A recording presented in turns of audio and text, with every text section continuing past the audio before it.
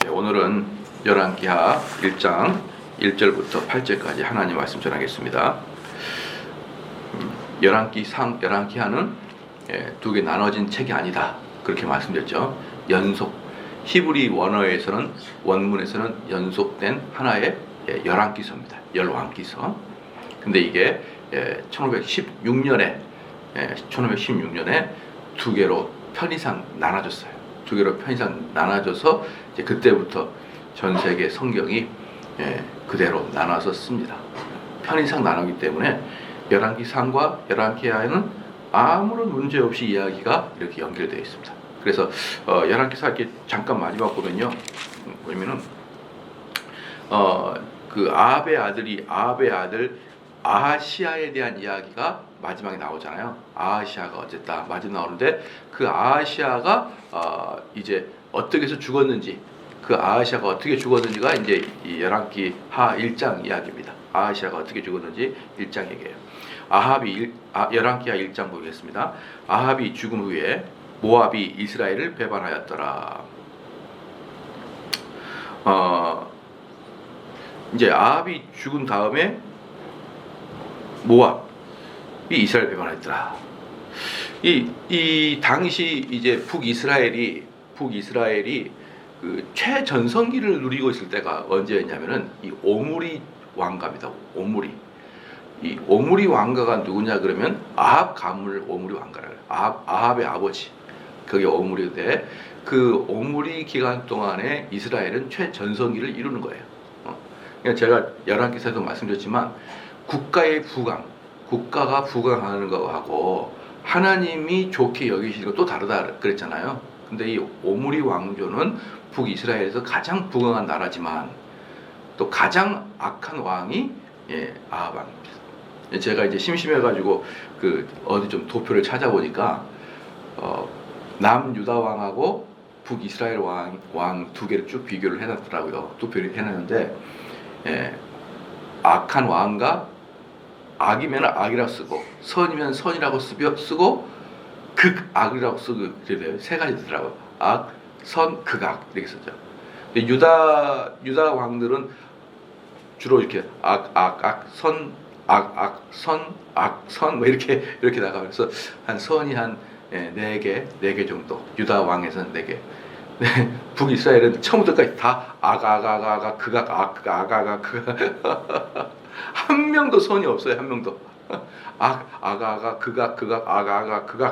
그런데 그걸 보면서 제가 뭘 느꼈냐면, 하나님은 엄청 오래 참으시는 분이구나. 단 한 명도 선이 없어요. 북이스라엘 사람들이, 왕들이. 그 열왕기서의 그 결론이 그겁니다. 아무도 선이 없어요. 이 엄청난 아무도 선이 없는 이 북. 그래서 이제 보면은 남유다에는 선이 4명 정도 껴 있거든요. 그래서 북이스라엘보다 훨씬 오랫동안 독립국가가 있었던 것 같습니다. 하나님께서는 그렇게 보답을 해주시죠. 그래서 그 중에서도 이제 이 오므리 왕조가 가장 부강한 나라. 그러니까 그렇게 다 악을 저질렀으니 그 나라는 점차 쇠락할 수밖에 없는 거예요. 점차 쇠락할 수밖에 없는데, 그 중에서 가장 이제 화려했던 것이 그나마 북이스라엘의 왕권의 초기 역사였던 이 오므리 왕조에서 가장 부강했는데, 이제 그 중에 아합까지가 아주 부강했습니다. 아합이 부강했는데, 아합이 죽자마자 갑자기 이제 오므리 왕조가 쇠퇴되고 이스라엘도 힘을 잃어요. 아합이 죽자마자 이스라엘이 힘을 잃어요. 북이스라엘이. 이제 그렇게 되니까 1절에 보니까 아합이 죽은 후에 모압이 이스라엘을 배반합니다. 그러니까 그동안에 오므리 왕조 아합 있을 때까지는 이 모압이라는 나라가 여전히 조공을 바치고 있는 나라였거든요. 조공을 바치고 있는 나라였는데, 아합이 죽자 그 틈을 타서, 그 아합이 또 왜 죽었습니까? 전쟁 때 죽었잖아요. 전사했잖아요. 그러니까 그 혼란의 틈을 타서 모압이 이렇게 독립을 해버린 것이죠. 근데 그때쯤에 모압이 독립을 했을 때쯤에 2절에 아하시아가 사마리아에 있는 그 다랑 난간에서 떨어져 병들매 사자를 보내어 저희더러 이르되 가서 에그론의 신 바알세부에게 이 병이 낫겠나 물어보라 하니라. 이제 그 아들이 갑자기 이제 왕이 됐다고요. 아하시아가 갑자기 왕이 돼가지고 이스라엘의 이제 건축은 어떠냐면은 그냥 흙으로 집을 지었잖아요. 그 위에 옥상에다가 또 이제 딱 건물을 하나 더 지어요.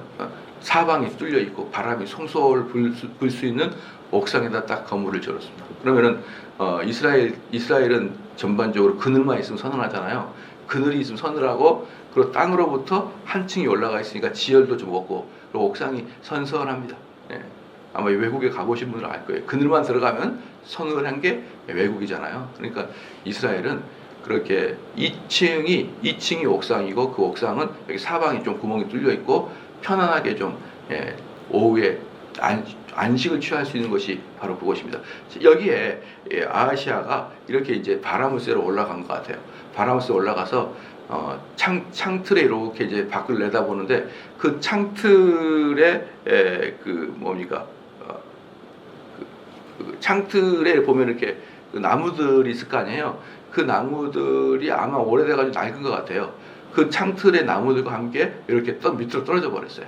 그 기대고 있다가 떨어져 버렸단 말입니다. 그게 이제 2절 말씀이에요. 아하시아가 사마리아에 있는 그 다락 난간에서 떨어져 난간에서 그래서 그 창틀과 함께 떨어집니다. 떨어진 거거든요. 그때 이제 병들었어요. 병들었는데 아마 이제 어디 뼈가 부러졌겠죠. 그래서 4절을 보내요. 저희들로 이르되 가서 에그론이 어디냐면은 블레셋 국가입니다. 블레셋 국가 중에 가장 이스라엘과 가까운 지역이 에그론이에요. 블레셋 국가 중에 가장 가까운 지역이 에그론인데 그 에그론으로 사람을 보내서 바알세붑에게 병이 낫겠는지 물어봐라 이렇게 접촉했어요. 이 바알세붑이 우상이잖아요. 우상. 그러니까 이 아하시아는 병이 나자마자 이 병의 치료에 대해서 원래 여호와 하나님께 가야 됩니다. 그게 왜 그러죠? 원래 제사장이 병에 낫고 안 낫고를 판단하는 거예요. 그러니까 병이 나면은 당연히 제사장에 가가지고 그 병을 보여주고 그 병의 차도를 물어보는 것이 원래 이스라엘인데 이 사람은 여호와 하나님의 제사장한테 가는 게 아니라 블레셋에 가가지고 바알 신에게 물어보라는 거죠. 여기서 이제 바알세붑이 뭐냐면요. 바알세붑이 뭐냐 그러면 이 바알이라는 게 우리로 말하면 주입니다. 주. 그래서 주예요. 로드죠. 그렇기 때문에 바알이라는 뜻 자체가 우상을 말하는 건 아니에요. 바알은 그냥 주를 말하는 거예요. 주님. 주님이 바알이에요. 그래서 이 바알이라는 단어가 앞에 오고 뒤에 여러 가지 단어들이 그 지역마다 따라 들어와요. 따라 들어옵니다. 그러면은 바알세붑 그러면은 세붑의 주예요. 세붑의 주. 그래서 세붑이 뭐냐면 팔입니다. 팔이에요. 그러니까 이것은 바알세붑은 파리대왕입니다. 파리대왕이라는 뜻이에요. 그러면 왜 이게 파리대왕이냐? 여러 가지 이제 이론이 있는데 첫 번째는 이 이방인들이 제사를 드리면은 아주 지저분하잖아요. 이게 그 이스라엘 사람들 제사를 드려도 또 물론 깨끗이 씻어요. 이스라엘 사람들은 청결하거든요. 근데 얘네들은 그냥 지저분하게 그냥 피 흘리게 내둬버리니까 파리가 드글드글 거리는 거죠. 그러니까 이들의 눈에는 뭡니까? 우리의 제사를 저 파리가 받아먹는 것 같이 보이잖아요.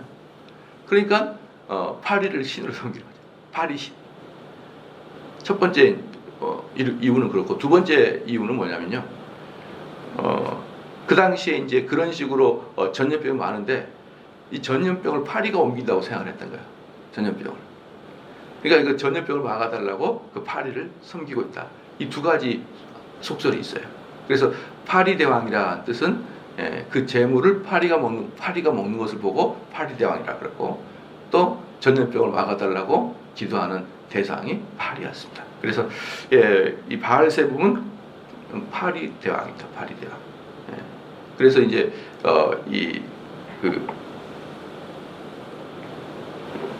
유명한 책 중에 파리대왕이라는 책이 있는데 그 파리대왕이라는 책이 막 이런 데서 나오는 거죠. 왜냐 그러면은 그 사람이 얼마나 악한지를 보여주는 게 파리대왕이라는 그 소설이거든요. 파리대왕. 옛날에 어느 지역에 배가 난파되어 가지고 소년들만 살게 됐어요.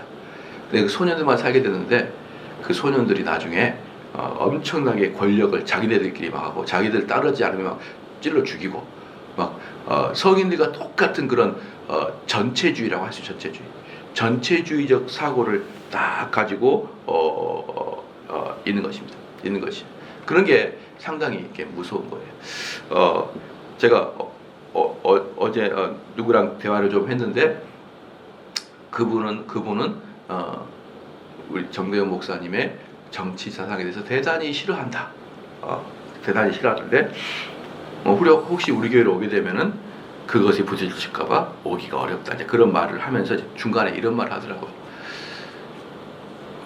얼마나 마르크스주의가 좋냐.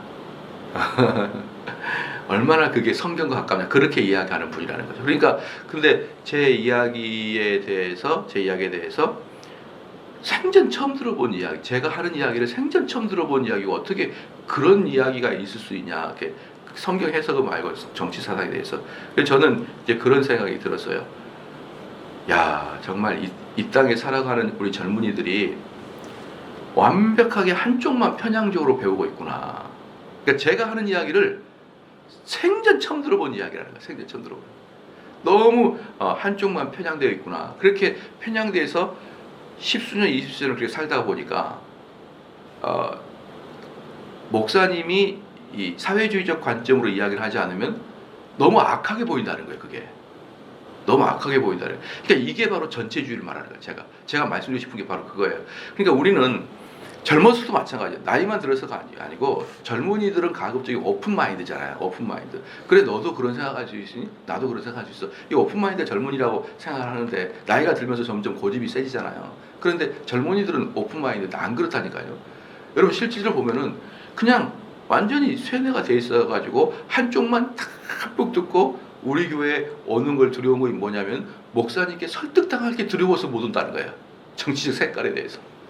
참 독특하신 분이다라고 생각을 했는데 이걸 지금 제가 말씀드려요. 이 파리대왕도 마찬가지예요. 파리대왕도 그 어린이들이 난파돼 가지고 자기끼리 모여서 자기들의 뜻에 맞지 않는 애들을 하나씩 제거를 해버리는 거예요. 하나씩. 그래서 딱 자기의 독재를 만들어 버리는 거예요. 이게 바로 이게 공산주의냐 아니면 무슨 자유주의냐 이 차이를 떠나서 전체주의냐가 중요해요. 전체주의냐. 그래서 사람들은 스탈린주의를 극좌파라 그러고 히틀러주의를 극우파라 그러잖아요. 그렇지? 저는 그렇게 보지 않아요. 둘 다 전체주의예요. 둘 다. 전체주의가 무서운 거예요. 전체주의는 뭡니까? 나랑 뜻이 안 맞으면 제거. 나랑 뜻이 안 맞으면 왕따. 나랑 뜻이 안 맞으면 너희 살아나갈 수 없어. 이게 전체주의예요. 근데 저는 지금 우리나라가 전반적으로 전체주의에 깊이 빠져가지고 깊이 빠져서 저 교회가 모이네? 그럼 온 동네 사람들이 난리를 피우는 이게 과연 이 선진화된 사람들의 생각이냐 이 말. 여러분 유럽이나 미국이 코로나를 잡을 수 없는 게 뭐 때문에 그랬어요? 걔네들은 나 개인의 자유에 대해서 더 이상 침해하지 마. 그럼 못 침해해요. 아무리 코로나가 그 전 세계를 뒤집어도. 그러나 어때요? 코로나 다 올스톱. 1등이 어디입니까? 북한, 2등이 중국, 3등이 대한민국이에요. 한번 잘 생각해 보십시오. 올스톱 못 가. 그런데 여기에 대해서 저는 걱정이 되는 게 뭐냐면 잠깐의 기간이니까 그럴 수 있다고 치는데 저는 뭐가 걱정이냐면 이렇게 전체주의에 대해서 잘 순응하는 게 우리나라 국민성이 있다는 게 저는 걱정이 되는 거예요. 전체주의에 대해서 순응을 해줄 수 있는, 그러니까 남을 위한다는 그런 개념보다는 전체주의에 순응을 잘해주는 성향이 우리 민족성에 있지 않냐. 아니 특별히 동양 이쪽에 있지 않냐. 저는 이게 상당히 두렵습니다. 그러면 이런 나라에서 뭐가 잘 나오는 거예요? 독재가 잘 나오고, 이런 나라에서 맹신이 잘 나오고, 이런 나라에서 한쪽에 치우치는 현상들이 잘 나라서 상당히 자유를 갈망하는 사람들이 살아내기가 어려운 지역이 바로 이런 전체주의적 성향이거든요. 그 전체주의를 드러내고 있는 게 파리대왕이고, 파리대왕의 오리지널 이름은 바알세울이에요. 바알세울. 재미지 여러분. 그래서 그 저자가 괜히 파리 대왕이라고 했던 게 아니고 그 바로 이 바알세붑이라는 것이 얼마나 사람들을 강제하고 압박하고 다른 사상들에 대해서 동의하지 않고 보듬어주지 않고 딱 자기 것만 아니면 전부 다 죽여버리는 그러한 그 사고의 틀이 바로 바알세붑의 틀입니다. 그런데 거기에 대해서 우리 하나님은 어떤 하나님이십니까? 사랑의 하나님이고 자비롭게 하나님이고 우리에게 진리가 너희를 자유롭게 주는 자유의 하나님인데 이 어리석은 사람들이 그 자유의 위대함을 모르고 꼭 그렇게 전체주의로 들어가가지고 전체주의적 사고를 갖고 있는 파리 대왕한테 들어가가지고 자기의 그 병의 미래를 묻는 그런 어리석은 짓을 하는 거예요. 인간이라는 게 참 어리석죠. 그래서 이제 2절이 그렇습니다. 그래서 3절에 보면 여호와의 사자가 디셉 사람 엘리야에게 이르시되 이 여호와의 사자라는 것은요 구약에 몇 번 단어가 안 나옵니다. 여호와의 사자라는 단어는 그렇게 많이 나오진 않아요. 그런데 여호와의 사자를 전반적으로 구약에서는 천사라고 보기보다는 성육신하기 이전에 예수 그리스도로 보는 경향이 훨씬 많아요. 이위이신 성자 예수라고 보는 경우가 성자 하나님이라고 보는 경우가 많습니다. 그래서 여호와의 사자라는 단어가 그렇게 많이 나오지는 않아요. 주로 하나님의 뜻이 또 여호와의 뜻이 임하여 가라사대 이렇게 나오지 여호와의 사자는 특별히 많이 나오지 않습니다. 그래서 여기서는 우리가 조심스럽게 추론해 볼 수 있는 것은 천사라기보다는 성자 예수님에서 확률이 많아요. 여호와의 사자가 디셉 사람 엘리야에게 이르시되 너는 일어나 올라가서 산마리아 왕의 사자를 만나서 저에게 이르기를 이스라엘에 하나님이 없어서 너희가 에그론의 신 바알세붑에 물으러 가느냐. 엄청나게 빈정거래 말이야. 빈정거리라 가가지고 야 물을 사람이 없어서 그 에그론까지 가냐 이렇게 물어보라는 거죠. 그런데 4절에 그러므로 여호와의 말씀에 내가 올라간 침상에서 내려오지 못할지라 네가 반드시 죽으리라 하셨다 하라. 엘리야가 이에 가니라. 뭡니까? 너가 그러니까 아하시아가 사실 하나님에게 채찍을 맞은 거예요. 채찍을 맞아서 징계를 당한 거예요. 징계를 떨어진 게 징계예요. 근데 징계를 이 아하시아는 뭘로 만들었습니까? 심판으로 만들어 버렸어요. 그러니까 그 징계를 받았을 때 아하시아는 어떻게 돼요? 회개를 해야 됩니다. 회개를. 근데 첫 번째 반응이 여호와를 찾아가는 게 아니라 블레셋까지 찾아갑니다. 근데 여기서 재밌는 게 있습니다. 그러면 북이스라엘은 블레셋 사자들, 선지자들, 블레셋 제사장들이 없었느냐? 없었던 것 같아요. 그러니까 블레셋까지 가는 거예요. 죄송합니다. 바알 제사장이 없었냐? 이스라엘은 바알 제사장이 없었냐? 없었는 것 같다. 왜? 블레셋까지 찾아가서 물어보니까. 그럼 뭡니까? 엘리야가 전부 다 쓸어버렸다는 것이 지금까지 통용되고 있었다는 거죠. 엘리야가 아합 시대 때 바알 선지자를 다 죽였잖아요. 다 죽여버렸잖아요. 그 다음부터 종교가 일으켜가지고 이스라엘에도 바알 제사를 거의 못 드리도록 엘리야가 싹 쓸어버린 거예요. 그게 쭉 연결이 된 겁니다. 그게 쭉 연결이 됐는데, 근데 그러면 이 아하시아 같은 사람은 어땠습니까? 얼마나 어리석어요. 자기 아버지가 그렇게 섬겼고 자기 어머니가 그렇게 섬겼던 바알 제사 바알 신이 자기들을 한 번도 도와주지 않았잖아요. 전쟁 나가서 화살이 패트리어트 미사일처럼 그 사람만 쫓아가가지고 아무리 변장해도 콕 찔러가지고 맞았잖아요. 그리고 그 작은 영웅 심리에 화살을 맞고 아합은 빨리 후방에 들어가가지고 치료를 받아야 되는데 치료 안 받고 그 작은 영웅 심리에 진두지휘하다가 저녁에 과사출혈로 죽잖아요. 그렇잖아요. 얼마나 어리석습니까? 그런 것들을 보고도 여전히 바알을 섬기고 있는 게 이 아하시아는 어때요? 정말 지혜롭지 못하다. 정말 지혜롭지 못하고 정말 고집불통이다. 아까도 말했지만 나는 이것만 할 거야. 아까 그 젊은 분처럼 이것만 할 거야. 나는 목사님이 이야기한 거 들어보지 못해서. 근데 들어보면 내가 설득당하고 걱정돼. 이게 뭐예요? 이건 아니라니까. 들어봐야죠. 들어보고 자기가 인생을 생각하면서 왜? 나는 완벽하지가 않으니까. 나랑 다른 생각하는 그런 세계도 있고 그런 필드도 있잖아요. 얼마든지. 그럼 들어보고 내가 마음도 좀 고칠 마음도 있고 그러는데 나는 어릴 때부터 이걸 주장해왔어. 나는 변하지 않을 거야. 누가 날 설득하지 마. 설득하려고 자체가 난 싫어. 이렇게 돼버리면 어때요? 그게 지옥 아니에요? 그게? 저는 그런 사람들이 가득 찬 곳이 지옥과 같은 모습이라고 생각하는데요.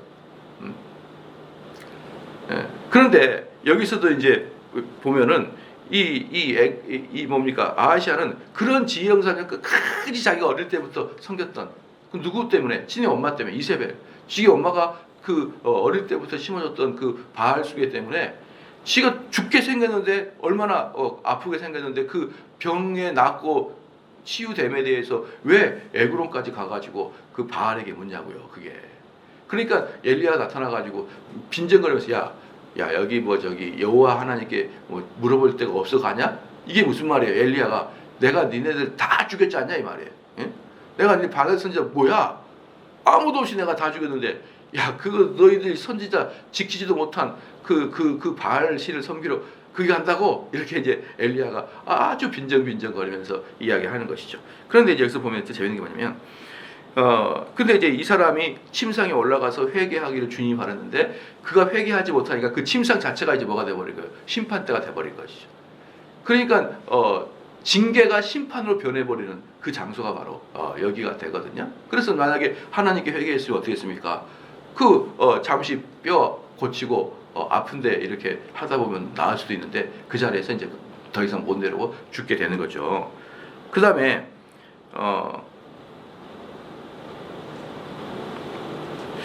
이제 4절 후반부에 네가 반드시 죽으리라 하셨다 하라. 엘리야가 이에 가니라. 그러니까 즉시 가는 거예요. 즉시.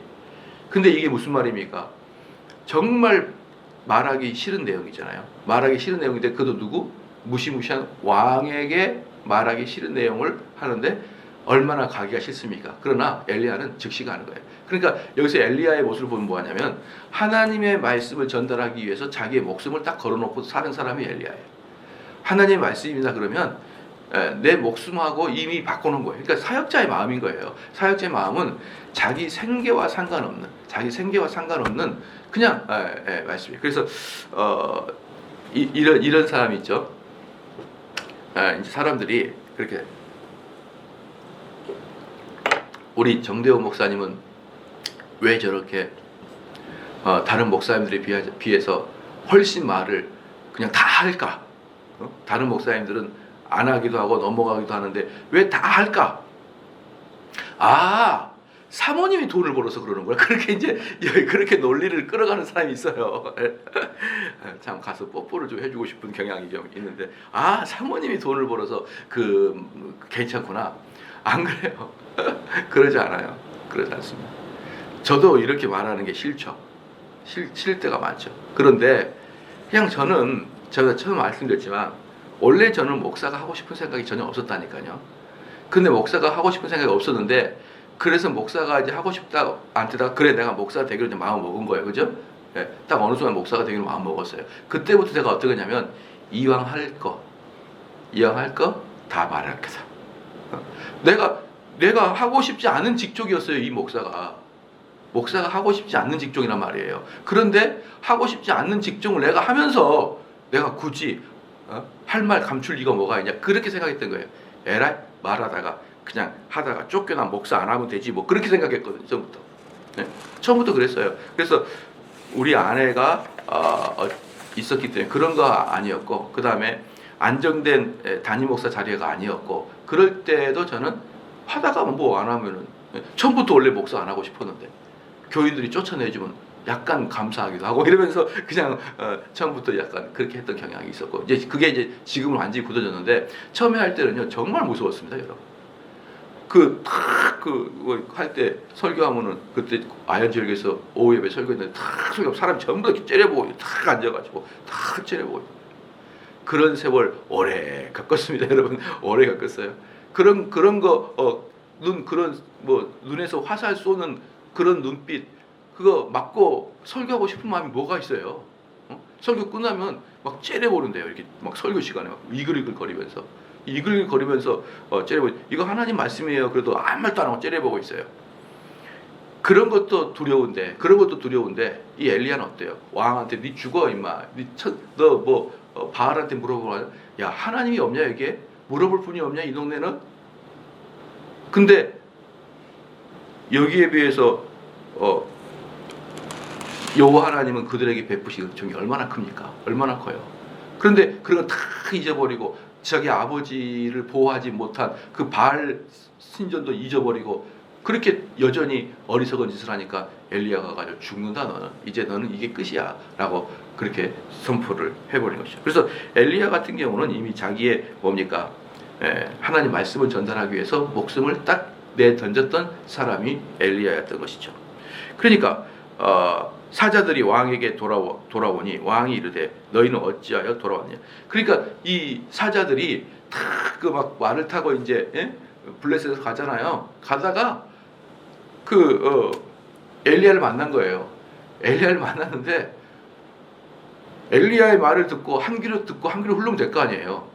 근데 어찌나 생기게 강한지 이 말을 거절하면 자기들도 벌을 받을 것 같은 생각이 들었나 봐요. 가다가 왕명을 무시하고 돌아와 버렸어요. 그 포스가 엄청난 거죠, 한마디로. 그 엘리야의 포스가 엄청난 겁니다. 그러니까 이제 왕이 생각할 때 너무 빨리 돌아온 거죠. 너무 빨리 돌아오니까 너희 그렇게 빨리 돌아왔냐 이렇게 보니까 저희가 고하되 한 사람이 올라와서 우리를 만나 이르되 너희는 너희를 보낸 왕에게 돌아가서 저에게 고하기를 여호와의 말씀이 이스라엘의 하나님이 없어서 네가 에그론의 신 바알세불에게 물으려고 보내느냐. 그러므로 내가 올라간 침상에서 내려오지 못할지라 네가 반드시 죽으리라 하셨다 하라 하더이다. 여러분 이걸 들었다고 그대로 이야기합니다. 이게 바보지요. 안 그래요? 그대로 이야기를 해요. 옛날에 어떤 청년이 목사님 우리 엄마가 목사님 싫어한답니다. 그대로 얘기해가지고 그때부터 그 청년과 나도 다 원수가 돼버렸어요. 그대로 이야기를 해. 그대로 우리 엄마가 목사님을 싫어합니다. 이 인간들이. 근데 왜 이렇게 그대로 이야기합니까? 시작? 엘리야한테 완전히 쫄아버린 거죠. 엘리야의 그 어떤 포스에 완전히 눌려버린 겁니다. 그러니까 그냥 얘기들처럼 솔솔솔솔 다 풀어서 아무리 이런 이야기를 해도 왕 앞에서는 이렇게 유도리 있게 이야기를 해야 되는데 그거 없이 다 털어내버리는 거예요. 그러니까 이게 이제 엘리야의 그 외모에 완전히 기가 죽어버린 겁니다. 그러니까 7절에 왕이 저에게 이르되 올라가서 너희를 만난 이 말을 너에게 고한 그 사람의 모양이 어떠하느냐. 그러니까 이 왕도 대번에 생각합니다. 그거 엘리야 같은 거예요. 엘리야. 그 엘리야가 또 어디서 또 나타나서 이야기한 거 왜? 그 엘리야가 언제 있으니까 아합한테 와가지고 엄청나게 아합을 힘들게 했잖아요. 그러니까 아합을 대적할 때 이 아하시아가 옆에 있었을 거 아니에요. 옆에서 다 봤을 거 아닙니까? 그 많은 사람 앞에서 아합을 막 공격하고 450명의 바알 선지자를 죽이고 이럴 때 이 왕자로서 있었단 말이에요. 다 그 자리에. 그러니까 그 엘리야를 뻔히 알죠. 뻔히 압니다. 그 8절에 저희가 대답하되 그런 털이 많은 사람인데 허리에 가죽들 띄었나이다. 왕이 하되 그런 디셀 사람 엘리야로다. 그냥 알아요. 그러니까 엘리야 같으니까 그 어떻게 생겼냐 물어보니 엘리야는 어떤 사람이냐면 털이 많은 거예요. 털이 많은데 이게 두 가지 이론이 있습니다. 진짜 털이 많다. 막 수염 나고 온몸에 털이 막 보실보실 아닌 사람이다. 두 번째는 뭐냐면 털 가죽을 입은 사람이다. 털 가죽을 입은 사람. 근데 후자가 좀 더 많아요. 왜냐하면 그 당시에는 아마 하나님의 말씀을 직언하는 바른 선지자들은 이 털옷을 입었던 것 같아요. 세례요한처럼.